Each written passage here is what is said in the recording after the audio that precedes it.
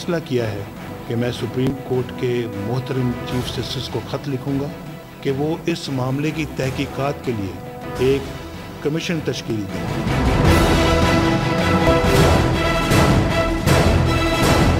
मेरा अपने आप से ये अहद है कि अगर कमीशन की तहकीकात के नतीजे में मुझ पर कोई इल्ज़ाम साबित हुआ तो मैं एक लम्हे की ताख़ीर के बगैर घर चला जाऊंगा। बिस्मिल्लाहिर्रहमानिर्रहीम, अस्सलाम वालेकुम। प्रोग्राम है नाइट एडिशन और मैं हूं आपके साथ आपकी मेजबान अनीका निसार। नाजरीन, आज दूसरी बार पानामा लीक्स पर वजीर आजम ने खिताब किया।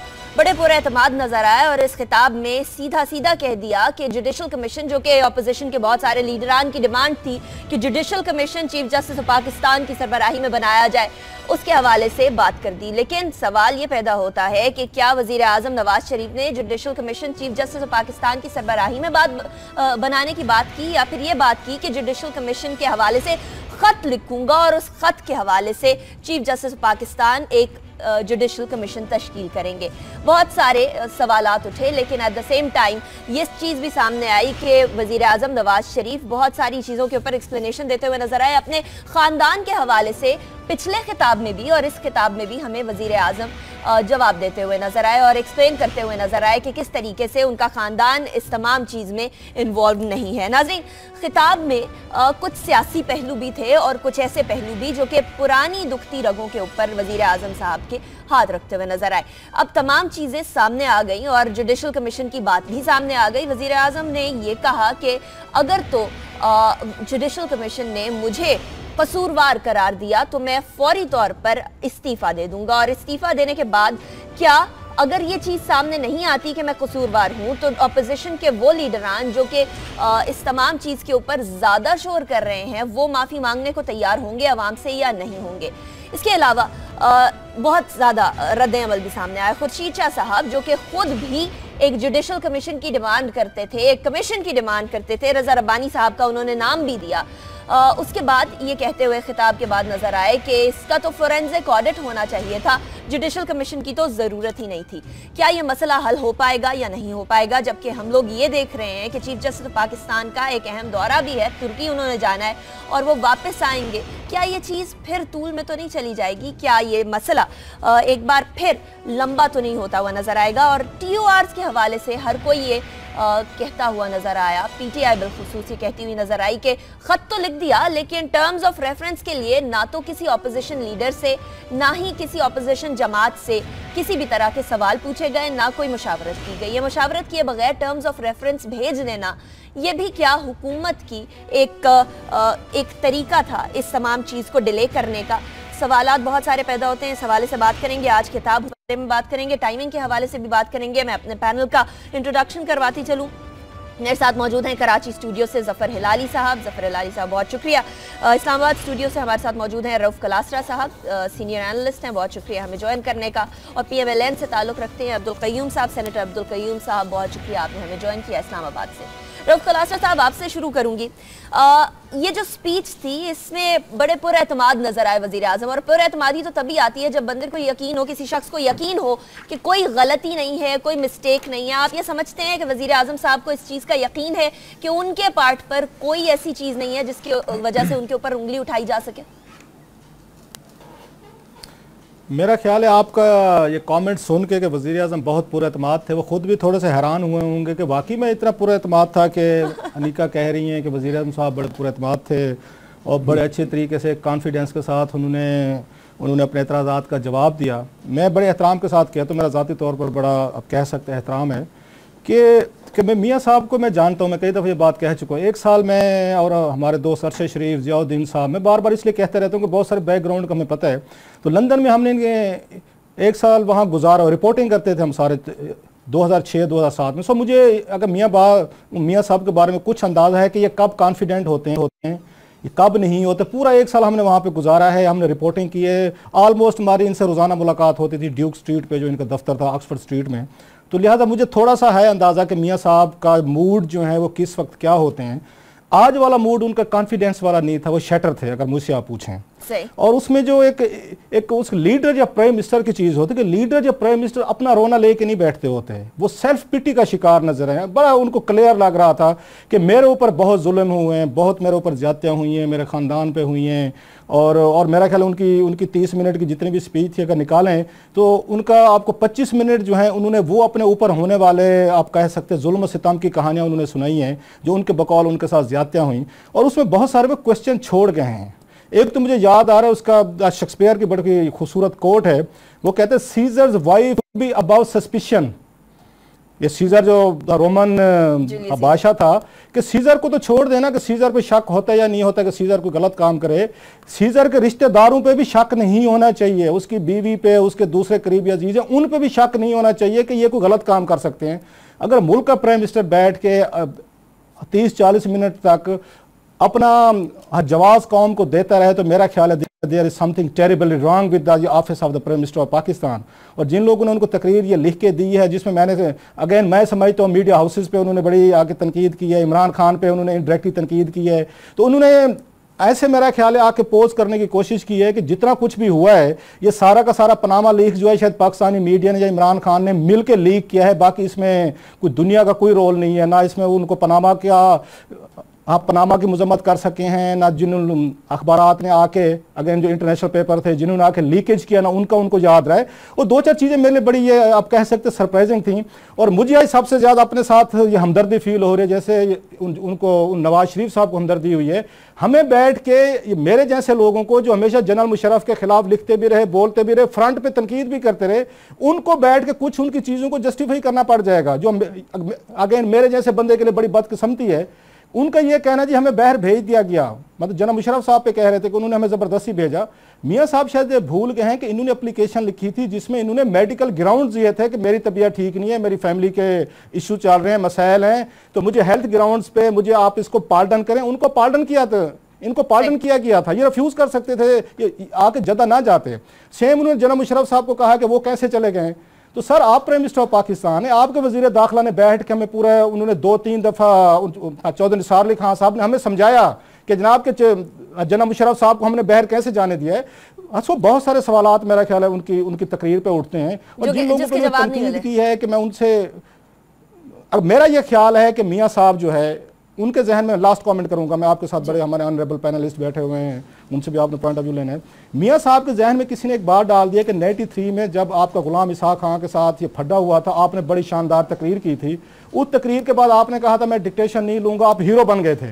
इसलिए मियाँ साहब को आजकल वही मशवरा दिया जा रहा है कि मियाँ साहब आप डट जाओ, कड़ाके निकाल दें, आप कड़ाके निकाल दें तो आप एक दफ़ा हीरो बन जाएंगे। इसमें सिर्फ एक फ़र्क है जो मियाँ साहब के मुशीरों को समझना चाहिए, उनके स्पीच राइटर को, कि 93 में मियाँ साहब ने जब उनसे टक्कर ली थी इसहाक खां से, तो उसके बाद उनकी हुकूमत भी टूट गई थी और वो उसके बाद बहाल हुई तो इस्तीफा दे के चले गए थे। लोगों ने कहा यस ये बहादुर आदमी है।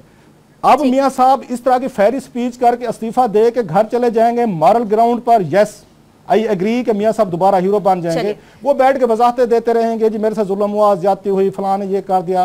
तो मेरा ख्याल प्राइम मिनिस्टर पाकिस्तान साहब आप ये कह रहे हैं। हिलाली साहब मैं आपकी तरफ आऊंगी, ये कलासरा साहब ने तो सिरे से रद्द कर दिया कि वो पुरएतमाद थे नहीं है, आपका क्या ख्याल है, क्या पुरएतमादी कुछ नजर आई आपको या नहीं, वो कलासरा साहब वाला पॉइंट ऑफ व्यू आपका। और सेकेंडली दूसरे खिताब में पहले खिताब की तरह अपने खानदान के हवाले से उसकी सफाई पेश करते हुए वजीर आजम नजर आए, क्या ऐसा होना चाहिए था, क्या दूसरे खिताब में भी वही रेपुटेशन होनी चाहिए थी? मेरे ख्याल में कि इतना पैथेटिक स्पीच मैंने तो कभी सुनाई नहीं है एक लीडर का। पैथेटिक, अपने फेट पे रो रहा है, अपने फेट पे वो रो रहे हैं, वो हमें कह रहे हैं देखो मेरे साथ क्या ज्यादती हो रही है। बस वो रुमाल, बस काफ़ी रुमाल नहीं निकला, नहीं तो और सब चीज़ उधर था। भाई किस पे, आपकी फेट पे आप रो रहे हैं? 3 दफ़े तो आप प्राइम मिनिस्टर बने, करोड़पति तो आप बन गए हैं। किस किस्म के तरीके से आप आए प्राइम मिनिस्टर बनने के लिए और किस किस्म के तरीके से आप रह रहे हैं और इलेक्शंस होल्ड कर रहे हैं, और क्या है आपकी किस्मत from nothing to everything.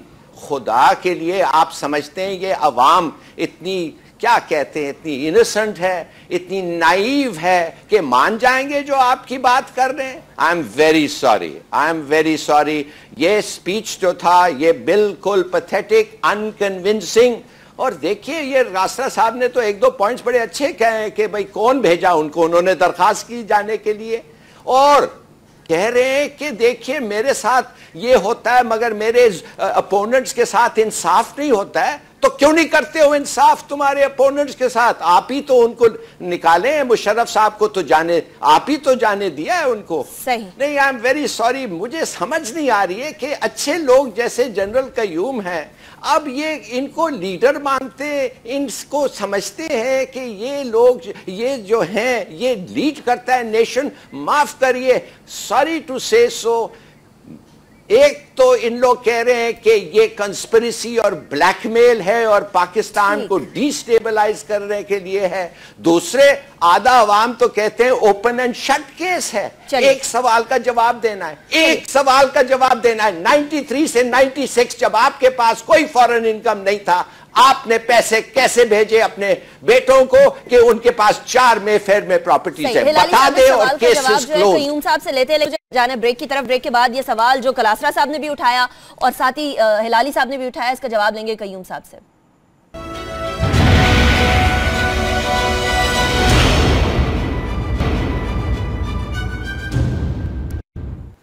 Welcome back after break. Break पे जाने से पहले कलासरा साहब और हिलाली साहब ने 2 सवालात उठाए। कयूम साहब, मैं चाहूंगी कि आप इसका जवाब दे दें। एक तो कलासरा साहब ने ये कहा कि स्पीच में इतने सवालात ऐसे हैं जिनका जवाब कहीं मिला ही नहीं और वो जवाब शायद हम ढूंढते ही रह गए, लेकिन इतना वक्त गुजरने के बावजूद भी नहीं मिला। और हिलाली साहब के भी सवाल का जवाब दे दीजिए कि वो 90 की दहाई में पैसे कैसे भेजे जब ये कहा जा रहा था कि पैसे हैं ही नहीं और बड़ा मसला हुआ था फाइनेंशियली। अनिका, बहुत मेहरबानी।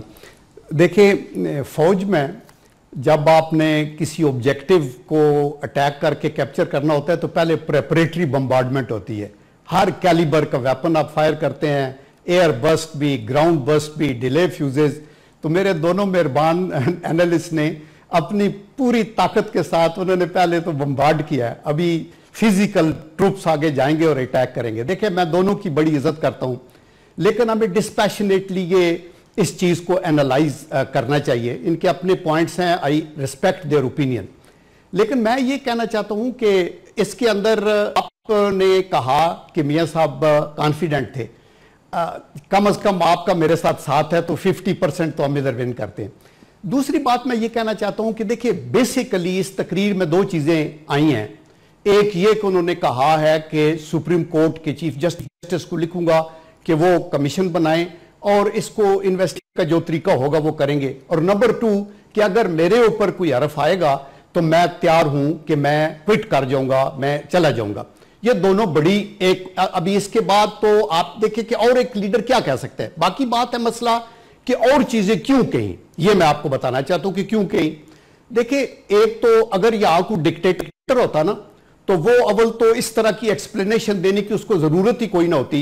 वो कुछ लोगों को बंद करता, कोई मीडिया हाउसेस बंद करता, कुछ लोगों को अरेस्ट करता। अभी जमहूरियत है और हमें प्राउड है हम केस के ऊपर। और एक जो सियासी और जमहूरी लीडर होता है उसकी जो ताकत है वो उसकी सोड के अंदर नहीं है, उसकी ताकत अवाम के अंदर है, अवाम की पजीराई में। अभी चूंकि ये पॉलिटिकल लोगों के ऊपर अगर कोई हर्फ आता है तो they have to explain their position. देखिए, कलासरा साहब या जफर अलाली साहब इंटेलिजेंसिया के बंदे हैं, ये बहुत सी चीजें समझते हैं। टू द पॉइंट बात हो तो यही हो, और उसके लिए फिर तकरीर की भी जरूरत नहीं थी कि वो फौरी तौर पे नोटिफिकेशन हो जाता कि चीफ जस्टिस को लिख दिया है और मैं ये चाहता हूं कि कहीं बयान भी दे देते। तो दैट इज द रीजन कि पॉलिटिकल लोग अवाम के साथ अपने कम्युनिकेशन को बेटर करने के लिए अपने तौर पे जो उनकी अपनी परसेप्शन है हालात की वो व्यू देते हैं। लेकिन हमने अभी आगे देखा है, इसमें कोई शक नहीं करने की क्या जरूरत है। ये सारी बातें, ये सवाल पैदा होता है। देखिए, मैं ये कहता हूं कि अभी हालात आगे चलते जा रहे हैं। उन्होंने एक कमीशन बनाने की कोशिश की, कहा कि मैं बनाता हूं। मुख्तलिफ पार्टीज जो 2 बड़ी पार्टी है, एक ने कहा पार्लिमानी बोर्ड बनाएं, दूसरे ने कहा कि नहीं चीफ जस्टिस का होना चाहिए वरना हम उसके ऊपर ये करेंगे, धरना देंगे, घेराव करेंगे वगैरह। अभी बैठ के पार्टी के साथ इन्होंने मीटिंग की। मेरे ख्याल में पार्टी से भी इनपुट यही आई कि जी आप बिल्कुल चीफ जस्टिस के ऊपर हो और हमें ये करना है। इसमें कोई 2 राय नहीं है कि मियां साहब के खानदान के ऊपर ये जो इल्जाम अभी नहीं है, अभी तक ये इंफॉर्मेशन है कि जी आपके बच्चों के दो कंपनीज हैं, दो उसके ऊपर। यहां तो मीडिया के ऊपर फौरी तौर के ऊपर ये आया कि मियां साहब के अपने नाम के ऊपर भी हैं, और पूरे मीडिया ने डंके की चोट के ऊपर उनकी कैरेक्टर असैसिनेशन की। और अभी आप कौन किसको पकड़ेंगे कि यार ये तो गलत था। तो पॉइंट ये है कि प्राइम मिनिस्टर पे अपनी जात पे कोई इल्जाम नहीं है, it is a fact. Number 2 कि उनके बेटों के ऊपर एक इंफॉर्मेशन आई है कि उनका अकाउंट है, यह भी एक फैक्ट है। नंबर 3 कि मियां साहब अपने आप को जुदा नहीं कर सकते, ये राइट बात है, लेकिन उसके लिए अभी एक कमीशन बन गया है। लेकिन कमीशन की अभी कार्रवाई के से पहले ही आप प्री ट्रायल एग्जीक्यूशन करना चाहते हैं। जफर लाल साहब कहते हैं पैथेटिक स्पीच होगी, ये होगी। Yes, it is his own style, everybody can not be that good orator जिस तरह हलाली साहब है या किसी तरह अल्लाह, ये गिफ्टेड क्वालिटी है, उन्होंने अपने एक रिदम के अंदर अपनी बात करनी है। हमें फैक्ट्स को देखना चाहिए, और मैं ये समझता हूं कि अभी आपको ये रिजल्ट्स देखने हैं। और मुझे ये भी पता है, देखें यहां दो तरह के ऑडियंस है, एक तो आम पब्लिक है 99.9% जो कि सिंपल लोग होते हैं, वो बाई करते हैं अखबार की खबर को, मीडिया की खबर को। एक वो लोग हैं जिनके वेस्टेड इंटरेस्ट है, उन्होंने मैं ना मानूं की रट लगानी है। ये पहले दिन भी चीफ जस्टिस को कह देते तो वो कहते थे गलत है, अभी भी ये देख लेना कि टिल एंड बिकॉज उनके पॉलिटिकल इंटरेस्ट है। और मैं आखिरी बात ये कहना चाहता हूं कि एक ऐसा बंदा जो कि 3 दफा प्राइम, वो हलाली साहब कहते हैं जनरल कयूम ने इनको लीडर माना है। देखिए मैंने लीडर नहीं माना, पूरी कौम ने तीसरी दफा पूरी ओवरवेलमिंग मेजॉरिटी के साथ, तो हम उनकी तो तौहीन ना करें।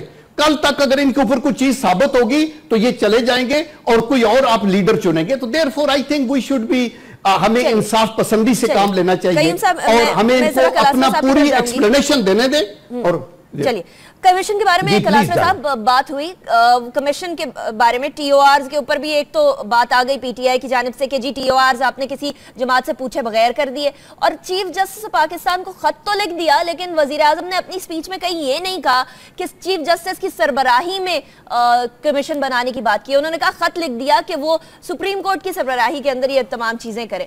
तो क्या चीफ जस्टिस खुद कहेंगे कि मैं अपनी सरबराही में करूं, और वो तो जा रहे हैं, ये मामला फिर तो तवालत में नहीं चला जाएगा? निका, एक तो पहले मैं जनरल कयूम साहब को मैं अप्रिशिएट करना चाहता हूँ कि अगर ये तकरीर लिखते ना मियाँ नवाज शरीफ साहब की, यकीन करें बेहतर तकरीर लिखते हैं।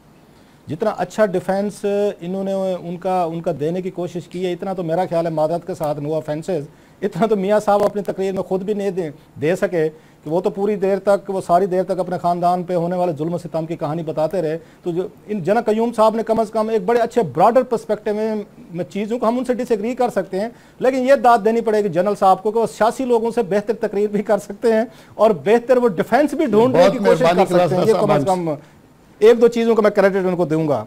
इसमें इन्होंने एक बात की है, इन्होंने कहा कि मियां साहब इसके डायरेक्ट बेनिफिशियरी नहीं है। उन्होंने कहा जी कि उसके अभी ये एसेट्स से डिक्लेयर हुए, कल परसों मेरे ख्याल कल स्टोरी चल रही थी कि मियां साहब ने 21 करोड़ रुपया अपने बेटे हुसैन नवाज से लिया है। हुसैन नवाज पे तो ये सारे इल्जामात लग रहे हैं, मियां साहब तो फिर अगेन इनडायरेक्टली बेनिफिशियरी तो हैं। 21 करोड़ रुपया अगर हुसैन नवाज अपने वालिद साहब को भेजता है, और पिछले साल भी भेजे थे, अब भी भेजिए हैं, तो इट मींस कि जो कारोबार कर रहे हैं वहां पे आप एक करेक्शन कर ले, मैंने ये नहीं कहा कि बेनिफिशियरी नहीं है, मैंने ये कहा कि उन पे इल्जाम नहीं है। अभी खुद कह रहे हैं, मैंने ये सिर्फ कहा, मैंने ये सॉरी मैं चलो नवाज शरीफ साहब को कह देता हूं कि वो कहते हैं मेरे ऊपर कोई इल्जाम नहीं है। अगर मेरे ऊपर इल्जाम ना हो और मेरे से रिलेटेड लोगों पे इल्जाम ना हो, इल्जामात हों किसी उसके कह सकते इरेगुलरिटीज के, और मैं उनसे फाइनेंशियल बेनिफिट्स ले रहा हूं, तो मेरा ख्याल है मैं भी फिर उसमें पार्टी बन रहा हूं जो कुछ गलत या सही काम हो रहा है। एक चीज। दूसरी, हमारे दोस्त ने कहा जनरल साहब ने कि उन्होंने पार्टी से मुशावरत की। जनरल साहब को मैं थोड़ा सा करेक्ट कर दूं, पार्टी में ये भी शामिल हैं, इनसे पूछें कल आपको बुलाया गया था, आप शामिल थे उस पार्टी में। 200 से ज्यादा लोग हैं जो आपकी पार्लियामेंट्री पार्टी है। मियां नवाज शरीफ साहब ने पार्लियामेंट्री पार्टी से कोई मशवरा नहीं किया, उनके सामने अपने आप को पेश नहीं किया, डिस्कशन नहीं की, डिबेट ओपन वहां पे नहीं की, उन्होंने पार्टी के साथ कोई कंसल्टेशन नहीं की, लिहाजा ये बात ठीक नहीं है। हाँ, अपने उनके वजीर हैं जो उनके अपने मुशीर हैं, उनके साथ जरूर बैठे। अच्छा, मुशीरों और वजीरों को इतनी जरूरत नहीं होती कि वो मियाँ साहब को उनके मिजाज के खिलाफ कोई मशवरा दे सकें, इसलिए वो कभी भी आप देखेंगे मियाँ साहब रिस्क नहीं लेते। पार्लियामेंट नहीं है, उन्होंने पार्लियामेंट को अब तक आके फेस नहीं किया जैसे डेविड कैमरान ने किया है। उन्होंने पार्लियामेंट्री पार्टी को उन्होंने आके अभी तक फेस नहीं किया। यहाँ पे 200 लोगों में से मुमकिन है 2 लोग मैं ज्यादा नहीं कहता, हमारे यहाँ इतना कोई मॉरल हमारी स्टैंडिंग नहीं है, हम भी कोई फरिश्ते नहीं है, लेकिन ये भी मुझे पार्लियामेंटेरियन अपने दोस्तों का पता है, किसी में इतनी जुर्रत नहीं है कि खड़ा होके ये कह सके कि मियाँ साहब आप ठीक कहते होंगे, गलत कहते होंगे, ये बाद में मसला होगा। आप हमारी पार्टी के सरबराह हैं, इतनी बड़ी हमारे ऊपर चीजें आ गई हैं, तनकीद आ रही है, आप पे क्वेश्चन रेज किए जा रहे हैं, आप स्टेप डाउन कर लें, कोई नया पार्टी का हम वजीर आजम बना लेते। दुनिया भर में चीजें होती हैं, ये कि मैं अनहोनी नहीं बता रहा आपको, इसलिए डर के मारे कि कोई एक दो खड़ा होकर ये कह ना दे। हालांकि मुझे उम्मीद नहीं है अपने पार्लियामेंटेरियन से कि इतना बड़ा वो करैक्टर दिखाएंगे कि मियाँ साहब को कह दें कि हजूर पूरी दुनिया में हमारी बदनामी हो गई है, मुल्क में हो गई है, आप एक हाई मॉरल ग्राउंड रहे, चाहे आप पे डायरेक्ट इल्जाम नहीं है लेकिन फैमिली पे इल्जाम आ रहे हैं, आप क्विट कर जाएं। एक वाकया मौजूद है, मियाँ साहब मेरा ख्याल है डरे हुए हैं। पहले एक दफा हुआ था 97-98 में, इन्होंने पार्लियामानी पार्टी का इजलास बुलाया मियाँ साहब ने, उसमें इन्होंने कहा जी मैं अमीरुल मोमिनीन बनने जा रहा हूँ, ये बिल है। उस पर खुर्शीद कसूरी साहब थे, MNA थे इनके, वो खड़े हो गए, उन्होंने कहा मियाँ साहब ये काम आप मत करें, गलत कर रहे हैं, अमीरुल मोमिनीन शरीयत बिल मत लाएं, एक पाकिस्तान का कॉन्स्टिट्यूशन है उसके तहत इस मुल्क को चलने दें। मियाँ साहब ने जवाब दिया था कि जनाब कसूरी साहब फिर आप ऐसे करें, मेरी पार्टी से इस्तीफा दे दें MNA से, उन्होंने कहा सर मैं दे देता हूँ। सो ये उनके जहन में है कि मियाँ साहब आगे से डिसेंडिंग नोट नहीं सुन सकते, उन्हें अभी भी खतरा है कि पार्लियामानी पार्टी में जो मैं फिर कह रहा हूं कि मुझे कोई उम्मीद नहीं है कोई एक दो बंदा खड़ा हो जाएगा ये बात कह लेगा, लेकिन मियाँ साहब के जहन में खुर्शीद कसूरी जैसे लोगों का शायद एक आध निकल भी आता है। तो इसलिए ये कहना कि मियाँ साहब ने बड़े अच्छे तरीके से अपने आप को कलासरा साहब उसकी तरफ भी जाएंगे, मुशर्रफ साहब के हवाले से भी कुछ मियाँ साहब ने इनडायरेक्टली बातें की हैं, वो बात करेंगे लेकिन एक ब्रेक के बाद।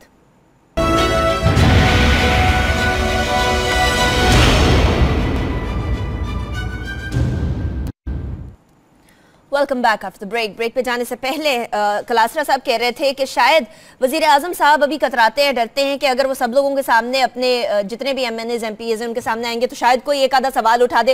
हिलाली साहब ये बताइएगा कि क्या वजीर आजम वाकई में डरते हैं, क्या वो इस तरह से अपने MNAs और MPs से कभी सवाल पूछेंगे या नहीं पूछेंगे? एंड सेकेंडली जो कमीशन बनेगा उसके बारे में मैंने सवाल किया था, कुछ के डिले होता हुआ आपको नजर आ रहा है? चीफ जस्टिस जो है पाकिस्तान से बाहर जा रहे हैं और इस दौरान में खत लिखा गया है, खत के ऊपर सुप्रीम कोर्ट का क्या रिएक्शन आता है उस पर भी तो डिपेंड करती हैं चीजें। जी हाँ, बहुत सारे ऐसे चीज़ें हैं। आपने पूछा क्या प्राइम मिनिस्टर साहब डर रहे हैं, अगर डरते नहीं तो मेरे ख्याल में 2 लाइन का ख़त लिखते चीफ जस्टिस को और उनसे कहते कमीशन बनाओ और इंक्वायर करो इसके बारे में, और 1 महीना कितना देर तुम्हें चाहिए और इतने देर में जल्दी से करके अवाम को बता दो। देखिए ये लंबा 1956 कमीशन और पता नहीं इस पे अभी 101 आर्ग्यूमेंट्स होंगे, मगर इम्पोर्टेंट पॉइंट मुझे बताया किस कानून के तहत ये इन्वेस्टिगेशन होगा, किस कानून के तहत, क्या आप समझते हैं? पहले तो मैं जानना चाहूँगा कि हर जगह के लिए क्या वीज़ा मिल जाएगा इस कमीशन को?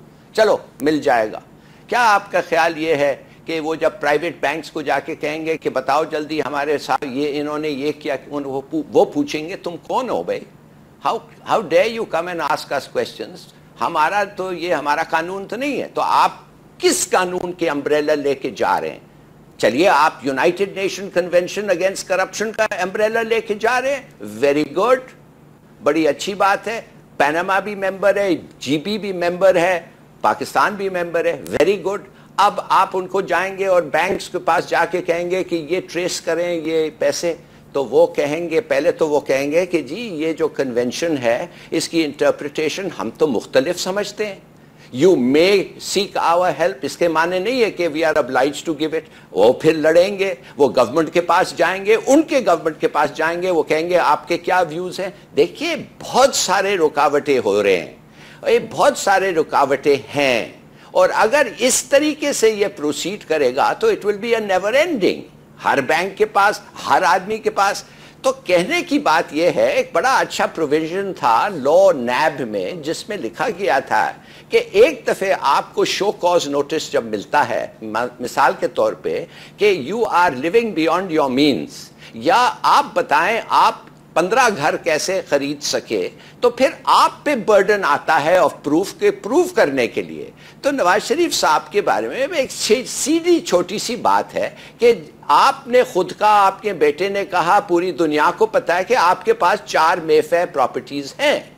अब तो खैर आपके पास एक और कंपनी शायद, मेरे ख्याल में लोग कहते हैं उनका है, जिनके पास 300 अपार्टमेंट्स हैं, जो एक अपार्टमेंट 3 मिलियन का है, मगर उसके बारे में I have know certain thing. वो मेकन, बेलग्रेविया, मेफेयर और नाइट्स ब्रिज और बेस वाटर में ऐसी जगहों में 300 अपार्टमेंट्स लिया है कोई कहता है। मगर लेट्स लीव दैट असाइड। ये 4 घर का हमें पता दे कि ये पैसे किधर से आए और कुछ नहीं।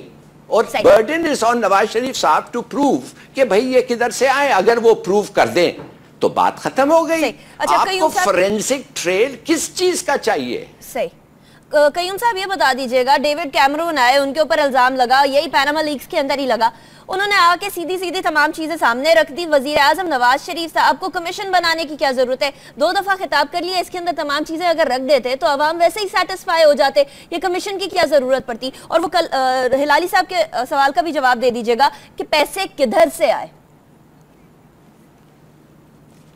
देखें, बात यह है कि वो अगर ये स्ट्रेट अवे सारी चीजें टीवी के ऊपर अपने तौर पे बताएं, फिर भी कौन मुतमईन होता है? आपको पता है कि ये जो कमीशन बन रहा है ये आपके पार्लियामेंटेरियंस की डिमांड पे बन रहा है ना। किसी ने कहा पार्लियामेंट्री आप कमेटी बनाए, किसी ने कहा कि आप नहीं, जब तक के चीफ जस्टिस उसको नहीं करेगा और आप खत नहीं लिखेंगे। इन्होंने जब कहा कि नहीं मैं रिटायर्ड को बनाऊंगा, इन्होंने कहा नहीं जी रिटायर्ड जज की इंटेग्रिटी पे इन्होंने डाउट किया, तो देयरफॉर अभी उन्होंने बना दिया। देखिए, इनकी आज की स्पीच से बड़ा मैसेज ये है कि मैं अकाउंटेबिलिटी के लिए रेडी हूं।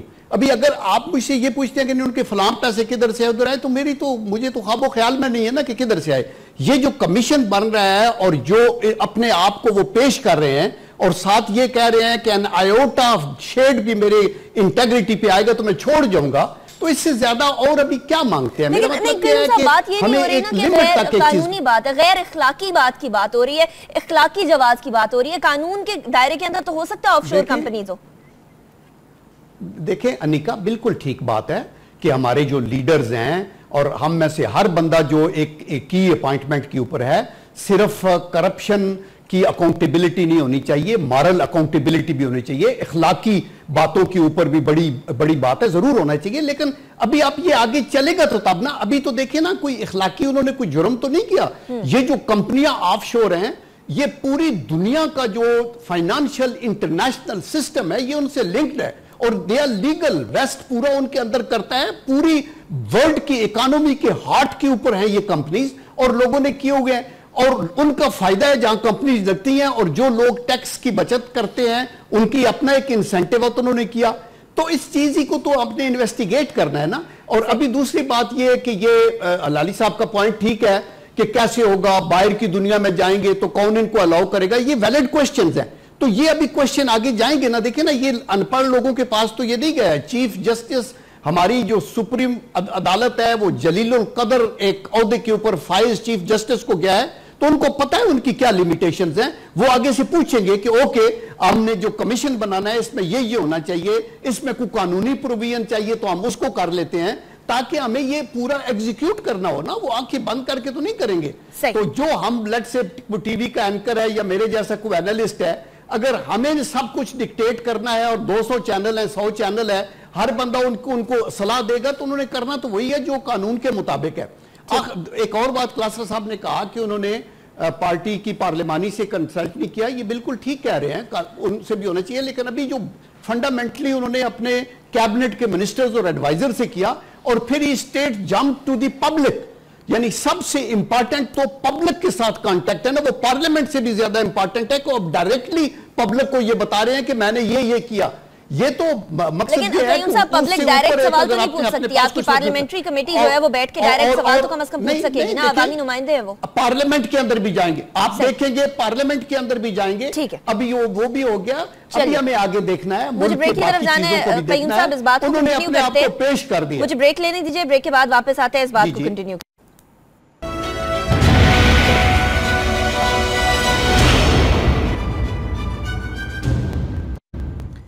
Welcome back after the break. कलासर साहब, कुछ ऐसा नजर आता है, ठीक है वजीर आजम की स्पीच अपनी जगह, उनके तमाम इक़दामात अपनी जगह, लेकिन कुछ ऑपोजिशन भी कुछ बौखलाहट का शिकार नहीं नजर आ रही। पहले कमीशन की बात करते हैं, पार्लियामानी कमीशन की बात की खुर्शीद शाह साहब ने, उसके बाद कहते हैं कमीशन की जरूरत ही नहीं है, फोरेंसिक ऑडिट करवा लें। तो क्यों एक लाइन में हमें ऑपोजिशन भी क्यों नजर नहीं आ रही है? अपोजिशन के जहन में रखें, जैसे अभी जनरल कयूम साहब कह रहे थे कि मैंडेट जो है बकौल इनके, वो तो लोगों ने अपोजिशन को तो नहीं दिया ना कि उन्होंने फैसले करने हैं, क्या फैसले करने हैं। वो तो बात ही कर सकते हैं, कंफ्यूज करें, गलत बात करें, सही करें, उनको बेनिफिट ऑफ द डाउट मिल सकता है कि बकौल हमारे दोस्त इन सेनेटर साहब के कि लोगों ने उनको मैंडेट जो है नवाज शरीफ साहब की पार्टी को दिया है।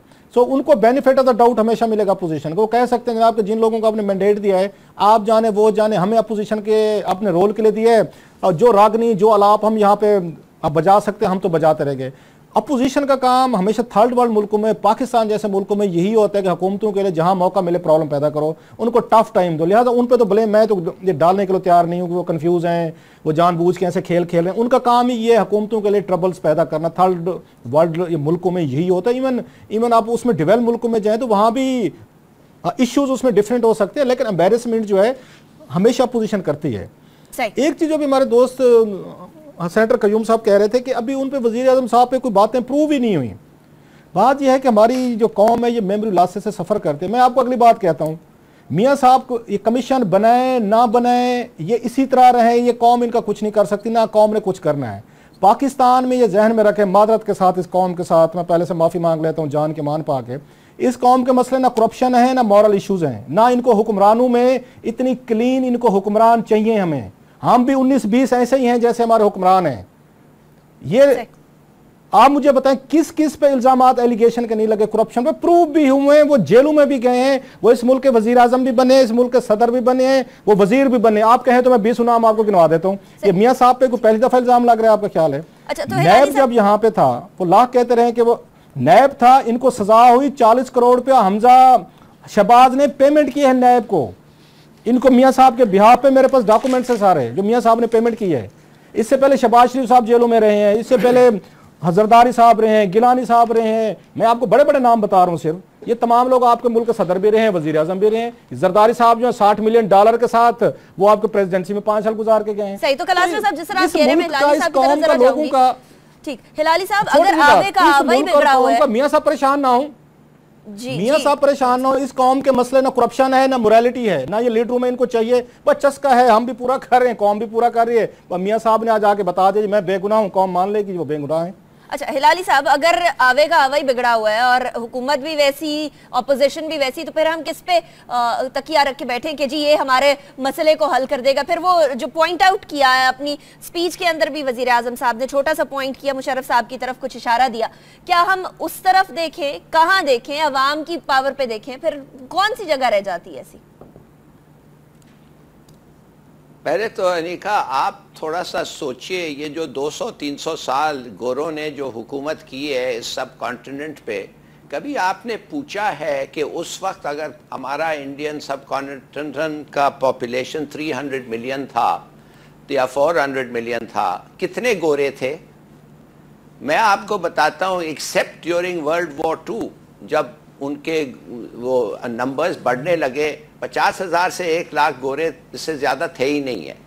तो इनसे आपने क्या तवक्को रखना है कि ये रिवोल्ट करेंगे या सड़कों पे आ जाएंगे या ये आएंगे? ये तो कुछ इनकी हिस्ट्री बताती है कि ये एक्सेप्ट करते हैं, ये पैसिव कौम है।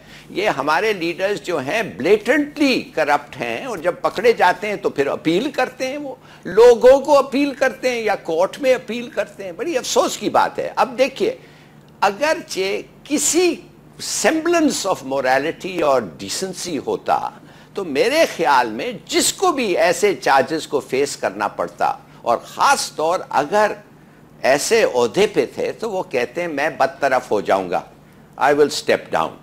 और प्लीज़ ये 200-300 लोगों को छोड़ें, मेरे खिलाफ जो मेरे खिलाफ चार्जेस हैं कि मेरा एक ऑफशोर कंपनी है या 2 हैं, उनको प्लीज इन्वेस्टिगेट करें, बिकॉज ये 200 लोगों का केस ये बाद में भी आ सकता है, देयर इज नो एजेंसी।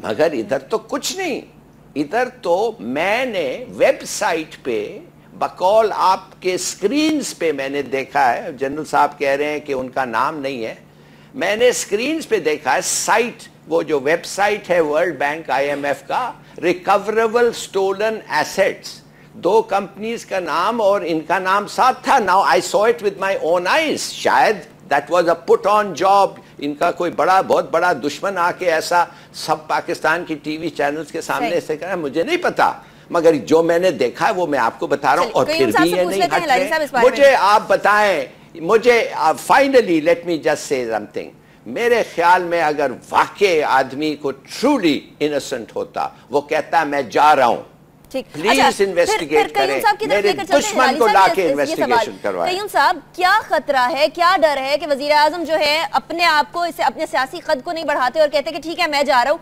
इस्तीफा दे रहा हूँ, आप ये तमाम चीजें कर लें, कमीशन तहकीकात कर ले, और अगर कमीशन ने मुझे बरी-उज़्ज़िम्मा करार दिया तो फिर मैं वापस आ जाऊंगा। इसमें करने में क्या मसला है? सियासी कद तो उल्टा ज्यादा बढ़ेगा, अगली दफा मैंडेट के लिए भी बड़ी मुफीद बात होगी। देखें, बात यह है कि उन्होंने अपने आप को एहतसाब के लिए पेश किया, अदालत के आगे अपना केस रख दिया। आप अभी मतलब इस हद तक क्यों जाते हैं कि वो खत्म कर दे, फिर हुकूमत खत्म कर दे? तो ये ऐसी बात तो देयर इज नो क्वेश्चन। अभी उन्होंने ये कहा कि मेरे ऊपर थोड़े अरसे के लिए, क्या वो पहले भी इसी तरह वो कह रहे थे इमरान खान साहब, और कि भाई ये स्टेप डाउन हो जाए, इन्होंने रिगिंग की है, इलेक्शन में ये हुआ, वो कमीशन बना तो कुछ भी नहीं हुआ। तो ये बच्चों का खेल तो नहीं है। एक मुल्क आपका है, मुश्किल तरीन हालात से गुजर रहा है, आपकी प्रायोरिटीज, आपका बड़ा दुश्मन गुर्बत अफलास है, आप एक इकोनॉमिक रिवाइवल के ऊपर चले हुए हैं, आपने इसको खंडरात से तिनके चुन के आपने आशियाना बनाने की कोशिश कर रहे हैं, और आप अभी ये कह रहे हैं कि एक डिरेल होकर एक और वैक्यूम क्रिएट कर दें।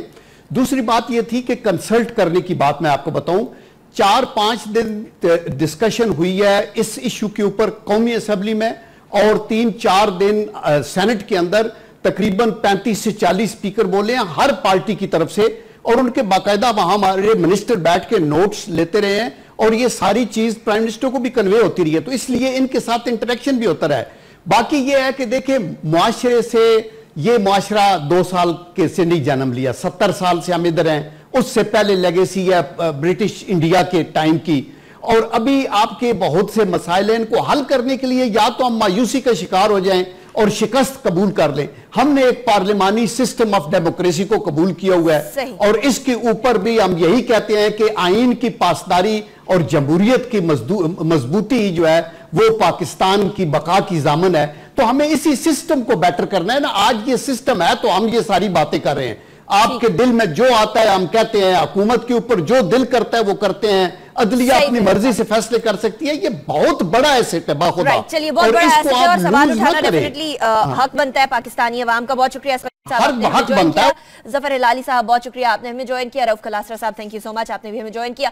हमारे आज के शो से इतना ही, लेकिन डेफिनेटली जमहूरियत जहां पाकिस्तान को मुस्तहकम और मजबूत करती है, वहीं करप्शन पाकिस्तान को वीक करती चली जाती है। अगर ऐसा कोई सिलसिला, ऐसा कोई मामला पाकिस्तान में नजर आता है तो उसके हवाले से फौरी तौर पर एहतसाब होना चाहिए, और एहतसाब करने के लिए एहतसाब के इदारों को मजबूत करना जरूरी होगा। अब देखना ये जुडिशल कमीशन का ऊंट किस करवट बैठेगा, कब जुडिशल कमीशन फाल तौर पर काम करना शुरू करेगा, और अगर 200-250 लोगों का, तमाम लोगों की इंक्वायरी होने लगे तो कितने अरसे में ये तमाम चीजें चलेंगी।